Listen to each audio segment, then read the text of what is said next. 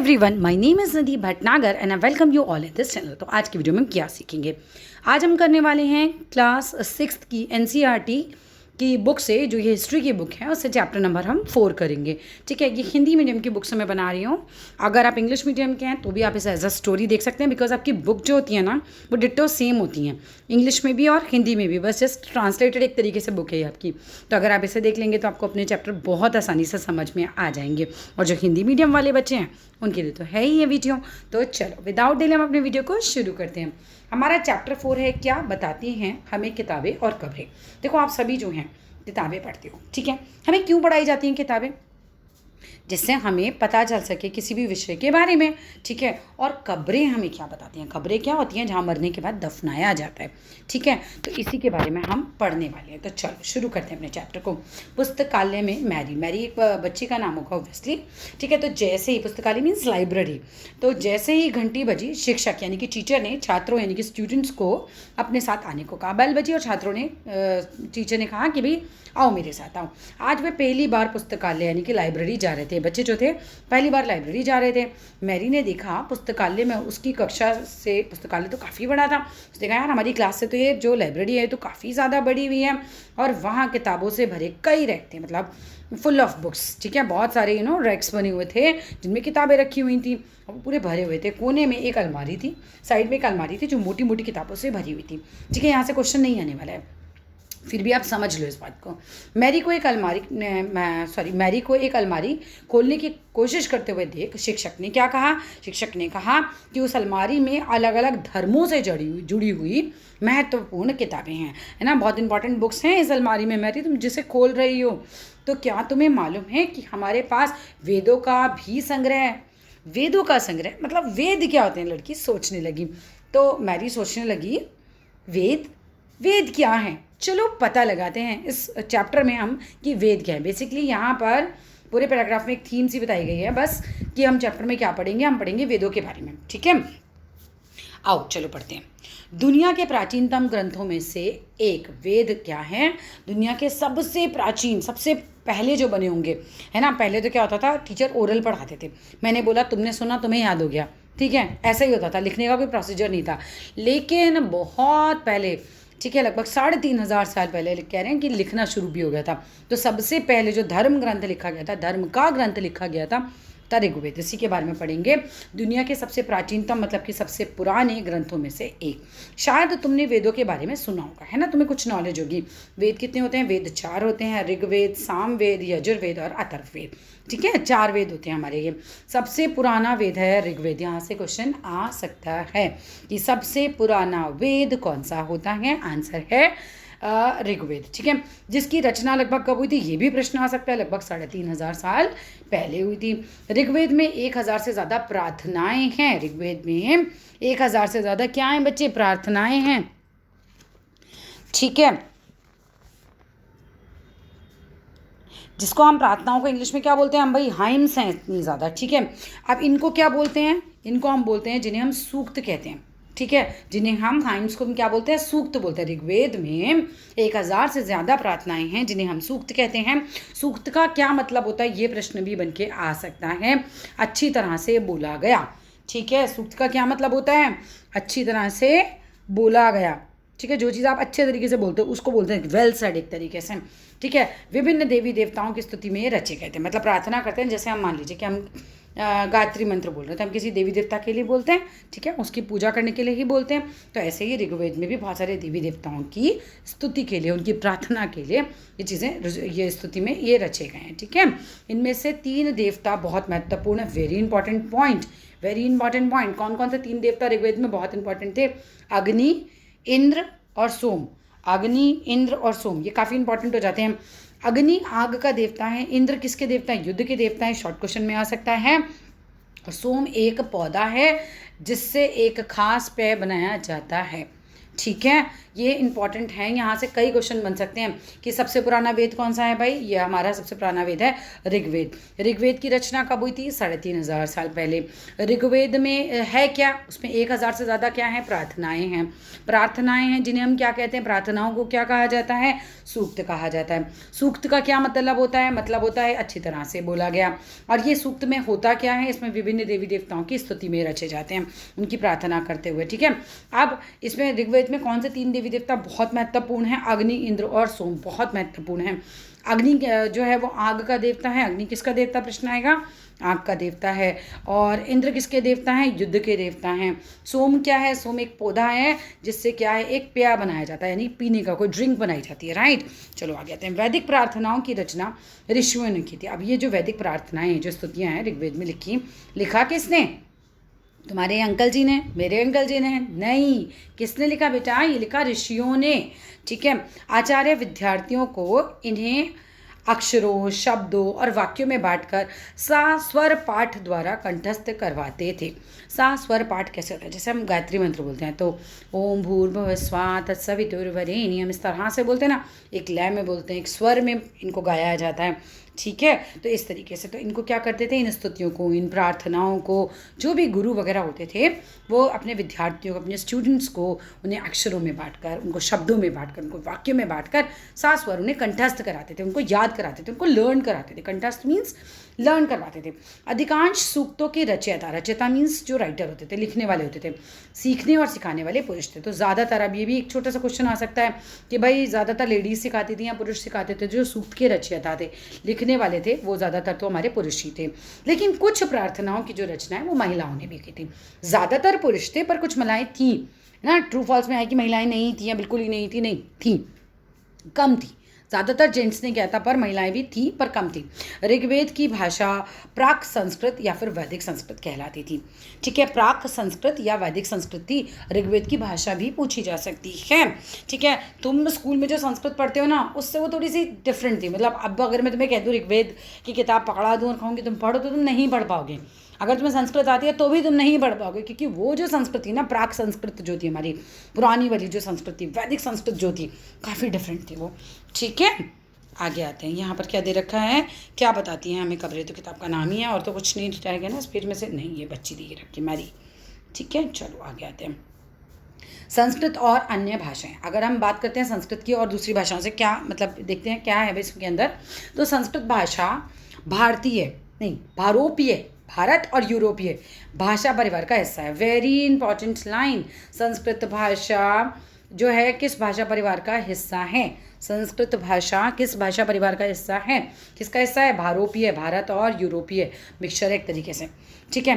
भारत की कई भाषाएं जैसे कि असमिया भाषा, गुजराती, हिंदी, कश्मीरी और सिंधी एशियाई भाषाओं से, जैसे कि फ़ारसी, और यूरोप की बहुत सी भाषाएं जैसे कि अंग्रेज़ी, फ्रांसीसी, जर्मन, यूनानी, इतालवी और स्पेनिश आदि इसी प्रकार से जुड़ी हुई हैं। मतलब ये सब ना इसी परिवार से जुड़ी हुई हैं। जैसे परिवार में होता है ना, एक दूसरे में सिमिलैरिटीज़ रहती है, ऐसी इन भाषाओं में कुछ कुछ चीज़ें सिमिलर होंगी। उन्हें एक भाषा परिवार इसलिए कहा जाता है क्योंकि जो आरंभ में उनमें कई शब्द एक जैसे थे। जब इन भाषाओं का प्रारंभ हुआ, जब इन भाषाओं की स्टार्टिंग हुई, तो उनमें बहुत सारे शब्द एक जैसे थे।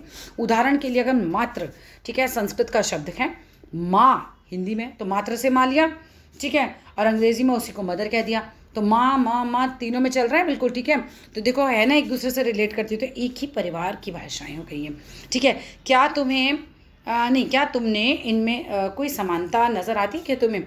हाँ बिल्कुल नज़र आई ना अभी ऊपर समानता हमें, माँ माँ माँ वाली। उपमहाद्वीप में दूसरे भाषा परिवारों की भी भाषाएं बोली जाती हैं।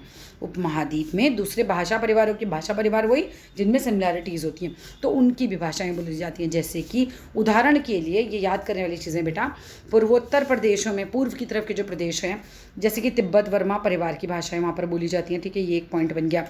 तमिल, तेलुगु, कन्नड़, मलयालम द्रविड़ भाषा परिवार की भाषाएं हैं। एक अगला क्वेश्चन बन गया छोटा सा, ठीक है।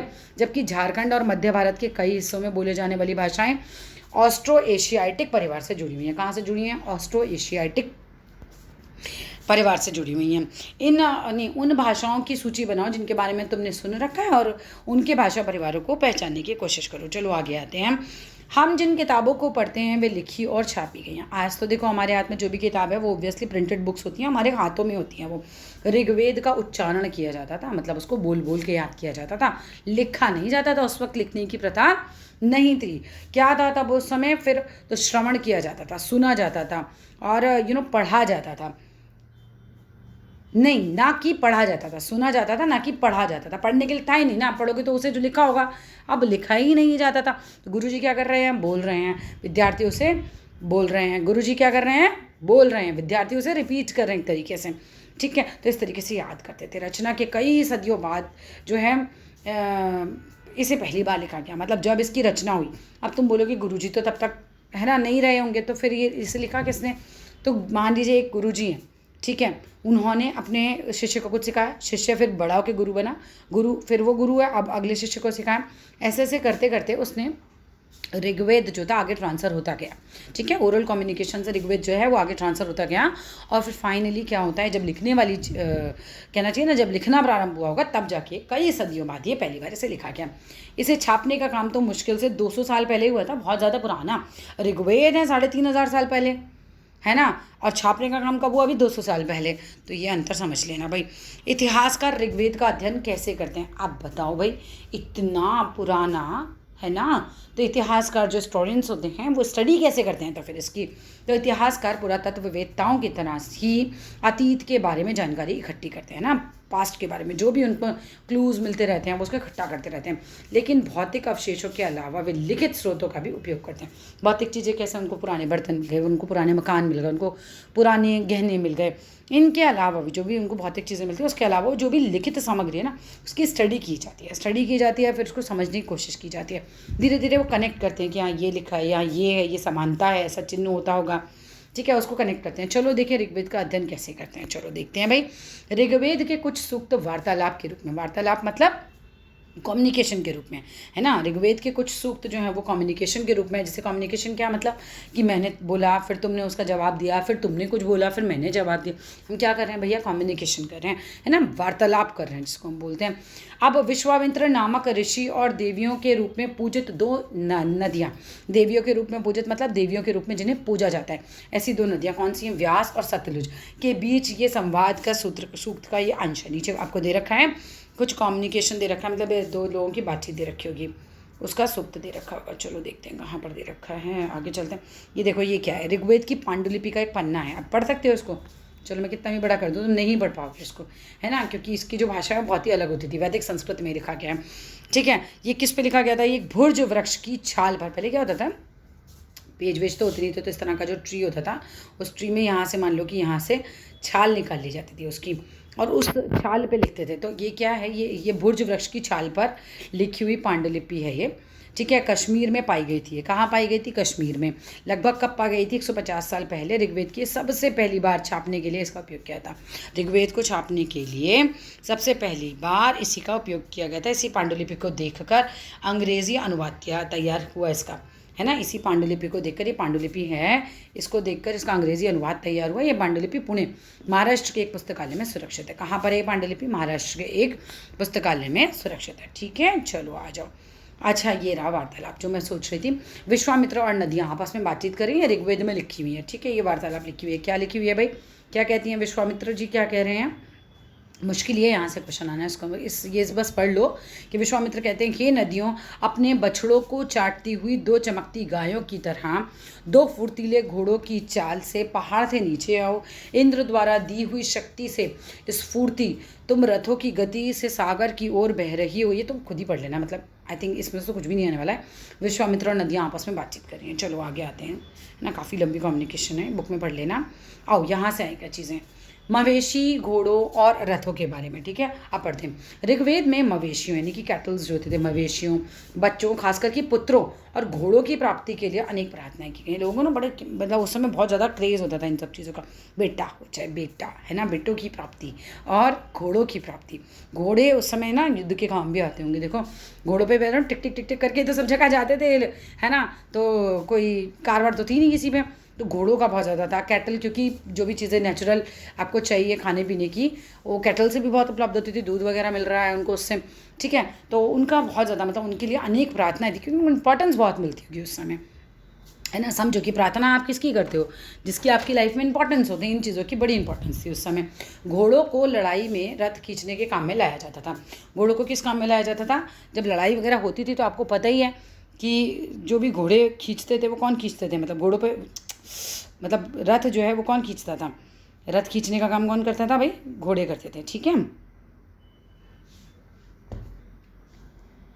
इन लड़ाइयों में मवेशी जीत कर लाए जाते थे। मवेशी मतलब जो कैटल वगैरह होते हैं ये जीत कर लाए जाते थे। और लड़ाइयाँ वैसे ज़मीन के लिए भी लड़ी जाती थी जहाँ अच्छे चारागाह हो और जहाँ पर जौ जैसी जल्दी तैयार होने वाली फसलों को उगाया जा सके, ठीक है भाई। लड़ाई क्यों करते थे, लड़ाई इसलिए करते नहीं थे मेरा मकान यहाँ बनेगा, लड़ाई इसलिए करते थे ऐसी ज़मीनों पे करते थे जहाँ बड़े बड़े चारागाह हों। होता क्या था, लोगों के पास भाई अपने जानवर होते थे, जानवरों को चराने के लिए आपको जगह चाहिए, जगह चाहिए मतलब कि जहाँ पर चर सकें, वो जाके अपना खाना खा सकें, ठीक है। तो लड़ाइयाँ होती थी इस चीज़ के लिए भी, अच्छे अच्छे चारागाहों के लिए भी लड़ाइयाँ करते थे ये लोग, ठीक है। और जहाँ पर जौ जैसी, जौ क्या है कि बहुत जल्दी से तैयार हो जाती है फसल, तो जिस मिट्टी पर फसल बहुत जल्दी तैयार हो जाती है, जिस ज़मीन पर वहाँ पे मतलब फसल उगाई जाती है, उस ज़मीनों के लिए भी झगड़े होते थे। तो अब क्या क्या हो गया कि घोड़ों की लड़ाई, घोड़ों को किस चीज़ में यूज़ करते थे हम, रथ खींचने में। और लड़ाइयाँ क्या होती थी, किस लिए होती, एक तो मवेशियों को जीतने के लिए होती थी, ज़मीन के लिए लड़ी जाती थी जहाँ पर अच्छे चारागाह हों, या फिर जहाँ पर जल्दी से जौ जैसी जल्दी तैयार होने वाली, जौ जैसी जल्दी तैयार होने वाली फसल जो है उससे उगाई जा सके, ठीक है। कुछ लड़ाइयाँ पानी के स्रोतों और लोगों को बंदी बनाने के लिए भी लड़ी जाती थी। पानी के स्रोत बहुत इंपॉर्टेंट, पानी तो तब भी इंपॉर्टेंट था, आज भी इंपॉर्टेंट है, हमेशा रहेगा, ठीक है। तो पानी के कुएँ हो गए, तालाब हो गए, इन सब के लिए भी लड़ाइयाँ होती होंगी। और लोगों को बंदी बनाने के लिए बैठे थे, लग तो चाहिए ना, सेना बढ़ानी है तो क्या चाहिए हमें, लोग चाहिए, राइट। अब युद्ध में जीते गए धन का कुछ भाग सरदार रख लेते थे, जो भी इनका लीडर होता था कुछ भाग तो वो रख लेते, और कुछ हिस्सा पुरोहित को दे दिया जाता था, प्रीस्ट वगैरह जो जैसे आपके पंडित जी होते हैं ना, राइट, उनको दे दिया जाता था। शेष धन क्या करते थे, जो बाकी बचा कुचा धन है, जो भी धन बच रहा है अब, वो लोगों में बांट दिया जाता था, आम लोगों में बांट दिया जाता था, ठीक है।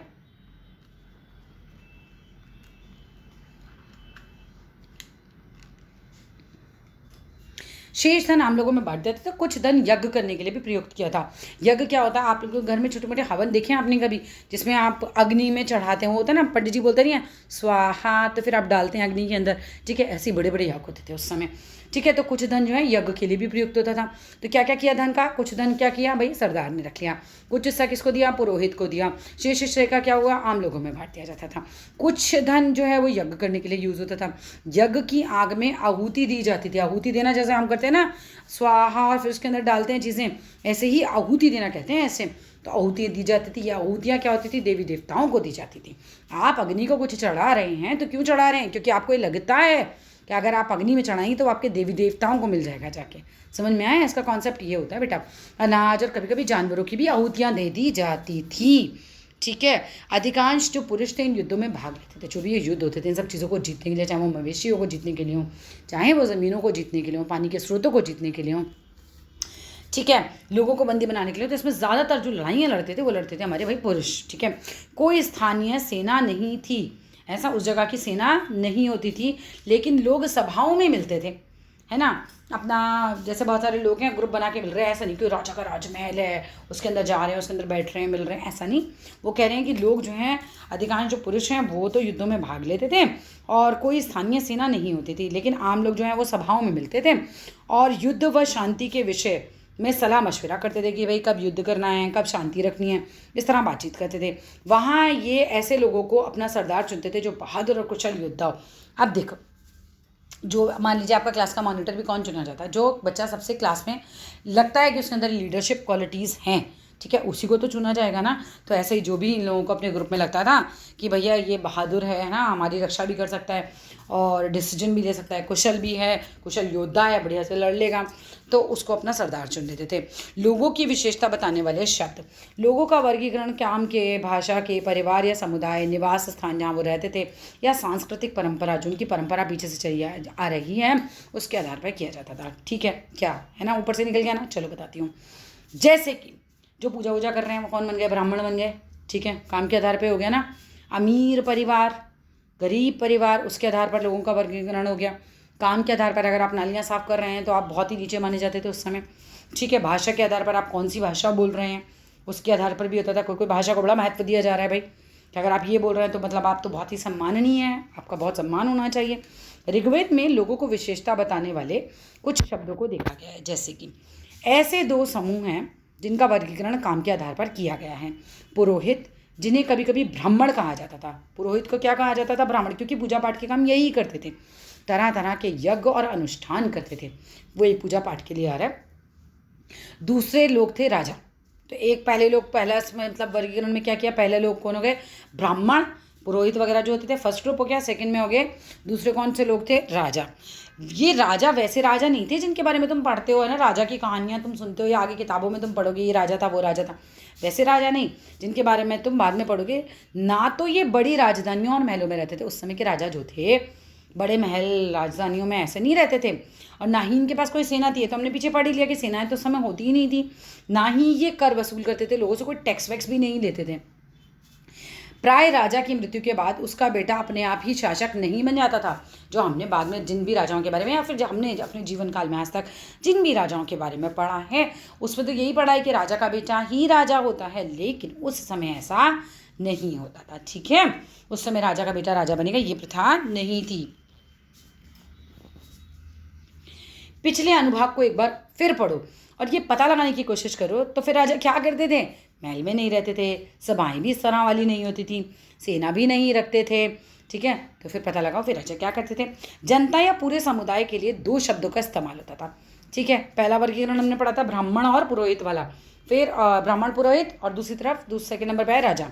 अब जनता या समुदाय को भी 2 शब्दों का इस्तेमाल होता था, जैसे जन, जिसका हिंदी व अन्य भाषाओं में आज भी प्रयोग किया जाता है ना, जनसंख्या, लोगों की संख्या, जन मीन्स लोग, ठीक है। दूसरा था विश्व, मतलब वैश्य शब्द निकलता है, विश्व से वैश्य शब्द निकलता है। इस विषय पर तुम अध्याय 5 में विस्तार से पढ़ोगे, ठीक है। ऋग्वेद में विश्व और जनों के नाम मिलते हैं। लोगों के लिए, जो आम पब्लिक थी उनके लिए 2 वर्ड का यूज़ होता था, ये जन है ये विश्व है, ठीक है। इसलिए हमें पुरुजन या विश्व, भरतजन या फिर विश्व, भरतजन या विश्व, यदुजन या विश्व जैसे कई उल्लेख मिलते हैं। मतलब इतना है ना, थोड़ा पढ़ लेना बस इसको, आगे आओ। तुम्हें इसमें से कोई नाम जाना पहचाना लगता है? जिन लोगों ने इन प्रार्थनाओं की रचना की वे कभी खुद को आर्य कहते थे। जिन लोगों ने इन प्रार्थनाओं की, जो हम सब पढ़ रहे हैं, जिन प्रार्थनाओं की जो रचना की होगी वो कभी खुद को क्या कहते थे भाई? आर्य कहते थे। क्या कहते थे भाई? आर्य कहते थे। तथा अपने विरोधियों को दास या दस्यु कहते थे, है ना, दास या दस्यु कहते थे। दस्यु कौन होते थे? दस्यु वे लोग थे जो यज्ञ नहीं करते थे और शायद दूसरी भाषाएं बोलते थे, तो उसको डिग्रेड कर देते थे, मतलब तुम नीचे हो हम ऊपर हैं, तुम दास हो दस्यु हो, ठीक है।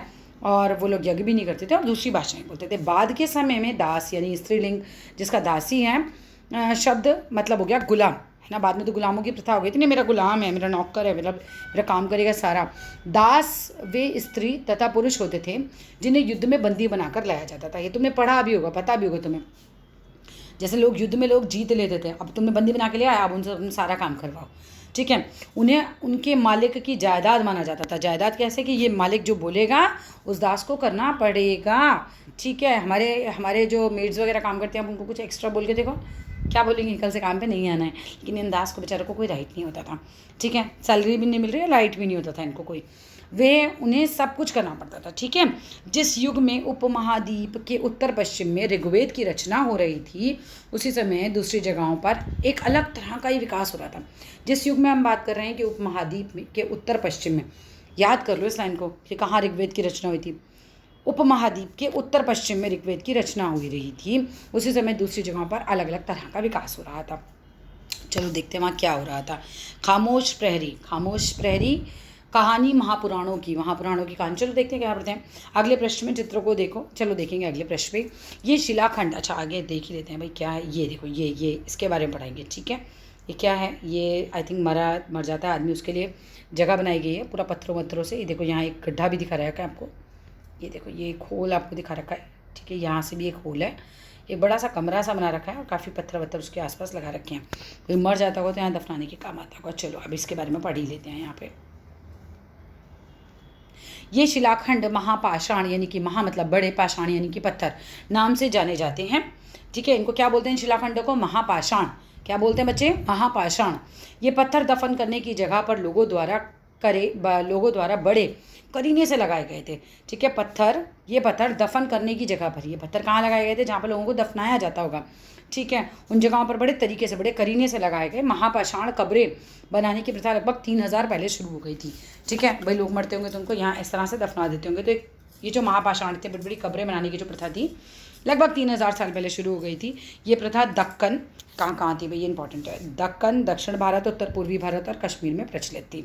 कुछ महत्वपूर्ण महापाषाण पुरा स्थल मानचित्र 2 में दिखाए गए हैं और कुछ महापाषाण ज़मीन के ऊपर ही दिख जाते हैं। कुछ महापाषाण ज़मीन के भीतर भी होते हैं, कुछ तो ऊपर से समझ में आ जाते हैं, कुछ ज़मीन के बहुत भीतर रहते हैं। कई बार पुरातत्ववेत्ताओं को गोलाकार सजाए हुए पत्थर मिलते हैं, है ना। पुरातत्ववेत्ता जो स्टडी वगैरह करते हैं सब चीज़ों की, उनको बड़े बड़े गोलाकार पत्थर मिलते हैं। कई बार अकेला खड़ा हुआ पत्थर मिलता है और यही एकमात्र प्रमाण है कि ज़मीन के नीचे कब्रों को दर्शाता है। मतलब उन पत्थरों को देखकर आप ये समझ पाओगे कि नीचे क्या है? कब्रें हैं। ठीक है, महापाषाणों के निर्माण के लिए लोगों को कई तरह के काम करने पड़ते थे, है ना। इतना आसान तो नहीं होगा, कई तरह के काम करने पड़ते थे। हमने जो कार्यों की सूची बनाई है उन्हें क्रमबद्ध करो। गड्ढे खोदना, है ना, ये काम करना पड़ता होगा। शिलाखंडों को ढोकर लाना, बड़े पत्थरों को तराशना और मरे हुए व्यक्ति को दफनाना। मरे हुए व्यक्ति को दफनाना तो वैसे लास्ट काम होता होगा, तो ये लगा लेना, इतना नहीं है। चलो आगे आते हैं। ऊपर इस तरह के महापाषाण को ताबूत, शवाधान यानी कि सिस्ट कहा जाता है। यहाँ दिखाए गए सिस्ट को एक पोर्ट होल, बड़ा सा हमने सुराख भी देखा, जो शायद पत्थरों से बने हुए कमरों में जाने का रास्ता था। ये रहा पोर्ट होल, है ना। ये जो रास्ता है, ये यहाँ से आओ, इस गड्ढे में से टक से अंदर आ जाओ। ठीक है, दफनाने के लिए अंदर तो जाना ही पड़ेगा ना बेटा। आ जाओ आगे। इन सब कब्रों में कुछ समानताएं हैं, कुछ चीज़ें हैं जो कॉमन है। सामान्यतः मृतकों को खास किस्म के मिट्टी के बर्तनों के साथ दफनाया जाता था। मानते थे ना कि मरने के बाद भी एक जीवन होता है, तो उसको मिट्टी के बर्तन वगैरह भी देते थे, जिन्हें काले लाल मिट्टी के बर्तनों यानी कि ब्लैक एंड रेड वेयर के नाम से जाना जाता था। Very important. ठीक है, इन मिट्टी के बर्तनों को ब्लैक एंड रेड वेयर के नाम से जानते थे।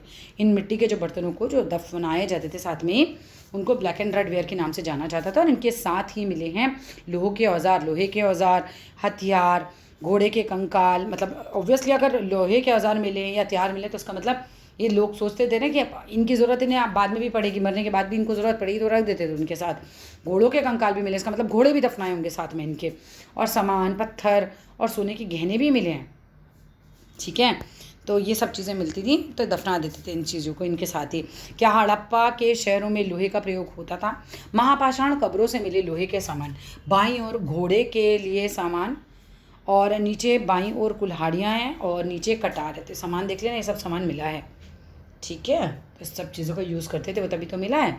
लोगों की सामाजिक असमानताओं के बारे में पता करना। लोगों की सामाजिक असमानताएं, देखो सामाजिक असमानताओं का पता कैसे चलेगा? तो कब्र से ही पता चल जाएगा।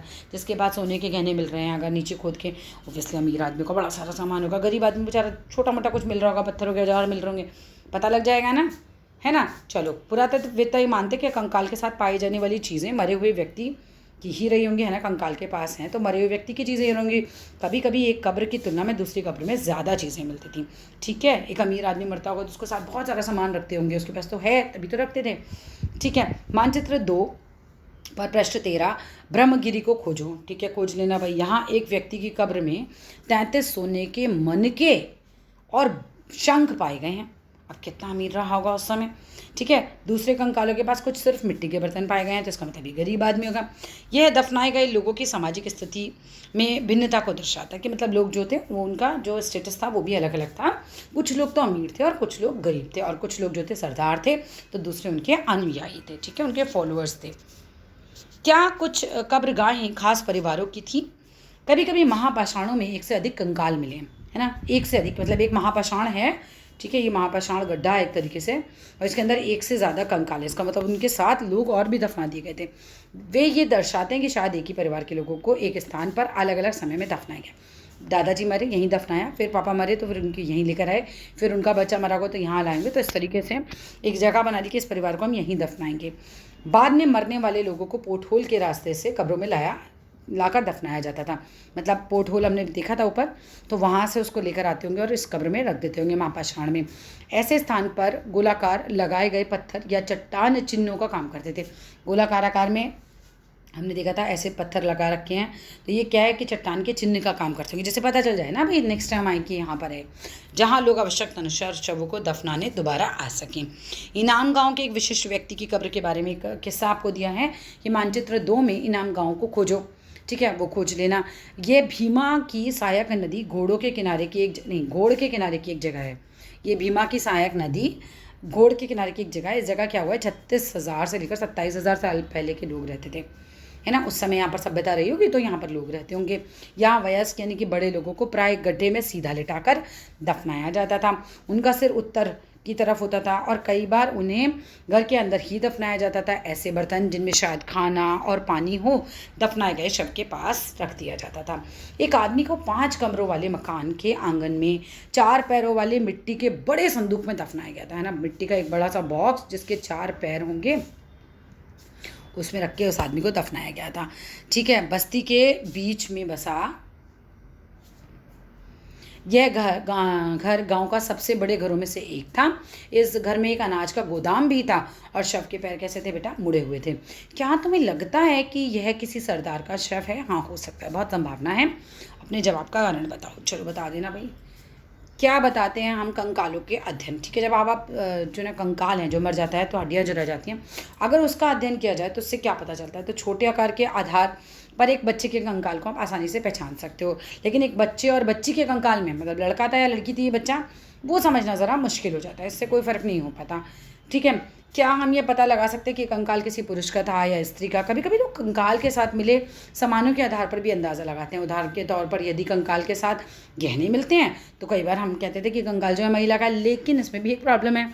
लेकिन ये ऐसी समझ के साथ समस्याएं भी, क्योंकि अक्सर उस समय तो पुरुष भी जो थे आभूषण पहनते थे। कंकाल का लिंग पहचानने का बेहतर तरीका उसकी हड्डियों की जांच है। हड्डियों से पता चल जाता था औरत का या मतलब पुरुष का है। क्योंकि महिलाएं जब बच्चों को जन्म देती हैं ना, उनका कटी प्रदेश, उनका जो कूला, उनके जो हिप्स होते हैं बच्चे, वो काफ़ी बड़े हो जाते हैं। तो ये समझ कंकालों के आधुनिक अध्ययन पर आधारित है। मतलब अब आधुनिक अध्ययन में पता चलता है ना कि लेडीज़ के कूल्हे ज़्यादा चौड़े होते हैं पुरुषों के मुकाबले। आज से लगभग 2000 पहले चरक नाम के प्रसिद्ध वैद्य हुए थे, है ना। वैद्य होते हैं ना, गाँव में होते हैं जो डॉक्टर, गाँव के होते हैं वैद्य जिनको बोलते थे, वो हुए थे। और उन्होंने चिकित्सा शास्त्र पर चरक संहिता नाम की किताब लिखी थी। ये बड़ा इंपॉर्टेंट है भाई, किसने लिखी थी? चरक ने लिखी थी, चरक संहिता। कब लिखी थी? 2000 साल पहले। वे कहते थे कि मनुष्य के शरीर में 360 हड्डियाँ होती थी। अब आज तो क्या कहते हैं भाई, 206 हड्डियाँ होती हैं।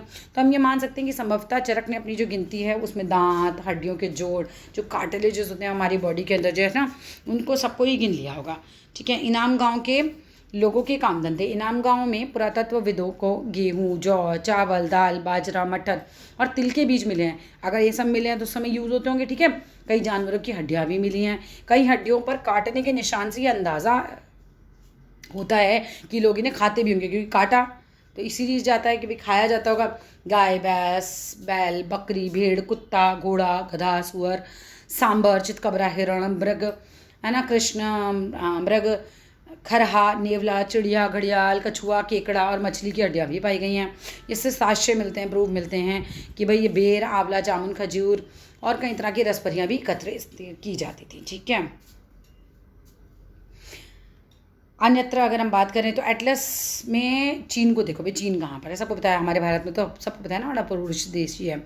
लगभग 3500 साल पहले हम यहाँ की लेखन कला के सबसे पुराने उदाहरण पाते हैं, ठीक है। लेखन कला मतलब लिखने की कला ना, 3500 साल पहले अगर खोजो तो चीन में मिली है। ये जानवरों की हड्डियों पर लिखा गया था। इन्हें भविष्यवाणी करने वाली हड्डियाँ कहा जाता है, क्योंकि ये मान्यता थी कि भविष्य बताती हैं। राजा लोग लिपिकारों से, जो राजा होते थे उस समय, लिपिकारों से इन हड्डियों पर सवाल लिखवाते थे। क्या वे युद्ध जीतेंगे? क्या फसलें अच्छी होंगी? क्या उन्हें पुत्र रत्न प्राप्त होंगे? फिर इन हड्डियों को आग में डाल दिया जाता था। जहाँ इन्हें गर्मी से चटक कर दरारें पड़ जाती थी तो भविष्यवक्ता इन दरारों को बड़े ध्यान से देखकर भविष्यवाणी करने की कोशिश करते थे। जैसा कि शायद तुम सोच रहे हो कि भविष्यवक्ता कभी कभी गलती भी करते रहते होंगे, मतलब ऐसे कैसे संभव है? आपने पत्थर पे क्वेश्चन लिखा हड्डियों पे और हड्डियों को जला दिया और फिर उन पे जो दरारें पड़ी उससे जवाब दे रहे हैं। चलो भाई, होता होगा। ये राजा शहरों में महल बनाकर रहते थे। उन्होंने बेशुमार दौलत इकट्ठी कर रखी थी और जिन्हें बड़े बड़े नक्काशी किए हुए कांसे के बर्तन मिले थे, लेकिन ये लोहे का इस्तेमाल करना नहीं जानते थे, ठीक है।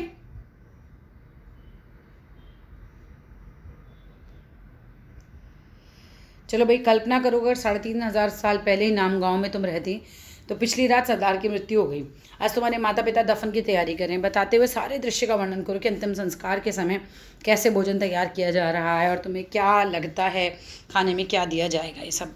ठीक है, बस ये है और चैप्टर हो गया हमारा खत्म। ठीक है, तो वीडियो अच्छी लगे तो ज़रूर लाइक करिएगा, चैनल को शेयर कीजिएगा, सब्सक्राइब कीजिएगा।